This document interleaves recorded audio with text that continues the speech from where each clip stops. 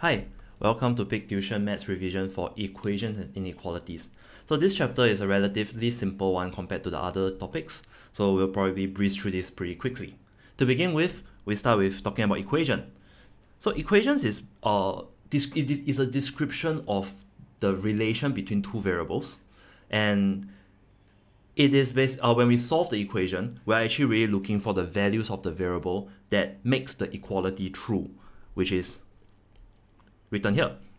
So for example, if we have a equation that looks like ax plus b equals to 0, where a and b are constants, then the solution to this will be when we have ax equals to minus b, x equals to minus b over a. So when x is equals to minus b over a, this equation at the start is true. And so minus b over a in this case is known as the solution to the equation and otherwise known as the roots. So to solve equations, this can be done by, we can use algebraic manipulation, factorization, quadratic formula, anything, okay? You can also use your calculator. And when we have multiple equations, then we get a system of equations. So often in A levels, we have a system of linear equations. What do we mean by linear? A linear equation is an equation with a highest power of 1. So for example, in this case, we have 3x plus 4y equals to 5. There are two unknowns here, x and y. And in here, both of them had the highest order is only 1. The highest power is 1. So we cannot have things like x squared or x cubed. We also cannot have functions like sine x or cosine x, exponential of x. So these are what is known as a linear equation, okay? So given a system of n equations and n unknowns, there are three possible outcomes. You can either have no solution, unique solution, or infinite number of solution. Okay? So now what if okay, one moment later. Okay, so there are three possible solutions. You can either have no solution, that means the equations are contradicting each other, or they can be a unique solution in which each unknown have exactly one solution, or infinite number of solutions in which each unknown can have many different possible answers. Okay, so for case 2 and 3, these are known as consistent systems. Okay, because essentially it means that all of the equation can be true at the same time, therefore they are consistent. Whereas in the case where a system does not have any solution, they are considered as inconsistent. Okay, to solve simultaneous equation, we can do elimination or substitution. So for example, if we have 3y plus 4x equals to 5 and y plus x equals to, let's say, 2, okay? Elimination and substitution, I'll briefly demonstrate the two of them. So for elimination, what happened is we try to make the coefficient of one of the terms the same as the other equation and subtract it from both equations. So here we have 1 and 2. So if we times 3 to number 2, we can actually get 3y plus x. 3y equals to 6. With this, we notice that the y has the same coefficient as equation 1. Okay, so this 3y and 3y are the same, have the same coefficient. So now we can subtract the two equations from each other. So maybe we can do 2 minus 1. So 3y minus 3y, 3y minus 3y is nothing. 3x minus 4x give you 1 minus 1x, and 6 minus 5 is 1. So this is minus x equals to 1, and therefore x equals to minus 1. And then we can bring the minus 1 into equation 2. So y minus 1 equals to 2, y equals to 3. Okay, so this is how you do elimination. I'll bring this up there. I'll bring this up. Okay, I'll just bring this here. Now, how do we do substitution? For substitution, we have to represent one term in terms of the rest. So we can make, let's say, y the subject. So for 2, we can manipulate it such that y equals to 2 minus x. Then we substitute this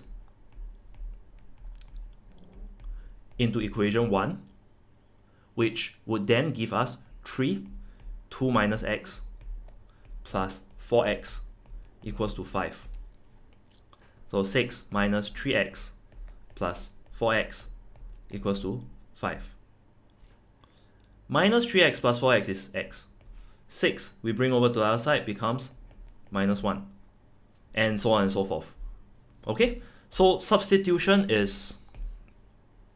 will also give us the same answer. So both methods are equally good. So for a unique solution to exist, there must be at least n equations.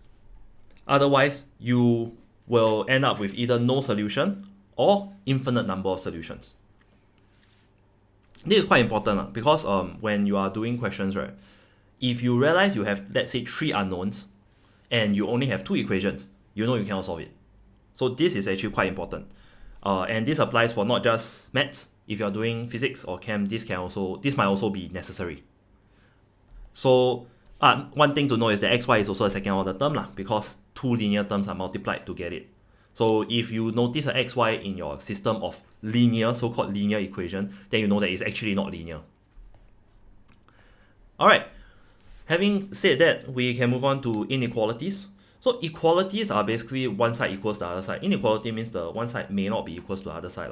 So that's a bit, that's in the name, right? So for inequalities, it's usually very helpful to draw out number lines and graphs to help you visualize. Because once you have it drawn out, right, you don't have to think about like which one is larger, which one is smaller. You just look at the figure and you can immediately tell. So some basic notations are here: less than, more than, less than or equal to, more than or equals to. Okay. So for inequalities, there are some properties. So we'll go through them one by one, and I will draw them out on a number line to show how it becomes a lot simpler to see. So given that A is less than B and B is less than C, A must be less than C. So in mathematical notation, it looks quite annoying. It looks, there's like just 3 inequalities, right? But in a number line, we just see that A is here, B is more than A, so B must be here. C is more than B, so C is here. Then here it immediately becomes clear that C is definitely larger than A. Okay?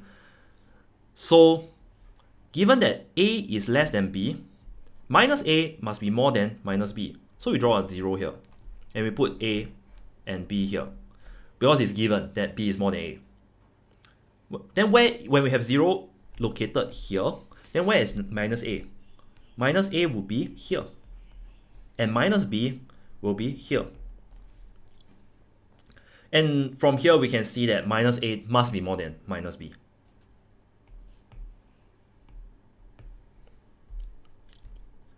Moving on, we have the constant multiple. This is just simply a matter of if A is smaller than B and we multiply both by a constant, the multiplied result will also be smaller if before multiplication is smaller. So CA will be less than CB in this case.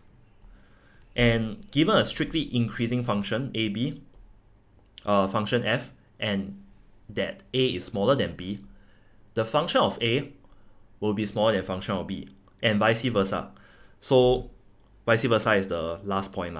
So for this, I think we can draw a graph and we'll see. A strictly increasing function means that, right, it doesn't turn around. It will just keep going up. So if let's say we have 2 points, A and B, and FA will be shown in the y-axis. FB will also be shown in the y-axis. Okay? So we can see that when A is smaller than B, FA will be smaller than FB. The converse is also true. You can draw out to show yourself. Okay? So The next thing is modulus in terms of inequality. So what does modulus mean? Modulus means all your negative value becomes positive. Your positive value becomes remains positive. So this is very important because careless mistakes are quite often made here. So when we say that modulus of x is less than c, we draw a number line. Let's say 0 here, and c is here. When we want the modulus of x to be less than c, we must of course consider the negative c also. And at this region, is definitely, modulus of x is definitely less than c. At this region, we notice that modulus of x becomes the positive x. So it should mirror the right hand side. It should mirror this side, and this side will also be correct. And finally here, modulus of x becomes larger than c, in fact. So this part is not what we want. Of course, here goes without saying, this the rightmost side is definitely not what we want. So the actual area that we want, the actual range that we want, would be here. One thing to know about drawing a number line is that you must make sure to draw the open circle and the complete circle properly, because it can also lead to marks that you lose that are not supposed to be lost. Okay? And the converse is also true for this. Modulus of x more than c. Modulus of x more than c, you will look like this.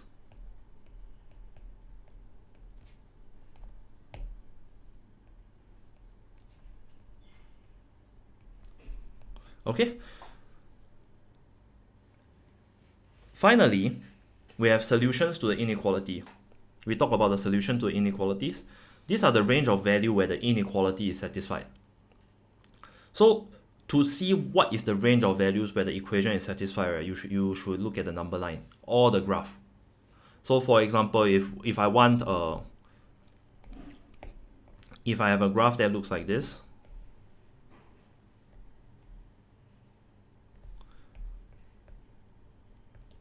where you have like 0 and minus 2, for example, and we want fx less than 0, then the solution, right, will be x in between minus 2 and 0, and this is your final solution. In this range, we see that our graph is less than 0 indeed. Let me draw the axis labels. Okay. Finally, we need to talk about how algebraic manipulation works with inequality. Most of the manipulation works as usual, so you don't have to worry too much. But if you are multiplying or dividing by a negative number, you need to be careful because of this rule over here. This rule. So because of this rule, whenever we multiply by a negative number or we divide by a negative number, we must always flip the inequality. This is quite important because this is often where people make careless mistakes. And sometimes this careless mistake come in the form of multiplying or dividing by x, because x can be negative. Okay, so for example, if I have x squared, I want x squared less than 2x, or less than minus 2x. And sometimes you might end up like x less than minus 2. You just divide x on both sides. Then you realize that we're actually missing a solution, because this will give you a quadratic. This is supposed to give you a quadratic graph. In fact, this would this will actually give you this graph over here. Yeah, this will give you this graph over here. And if we do not take into account that your x have a potential negative side, then we lose one of the solutions. So the correct thing to do in this case, right, would be bring all to one side, less than 0, and then we factorize. And with this, we'll be able to get the correct range of answers. Okay, that's all for this chapter. And hope this was helpful to you, and happy studying!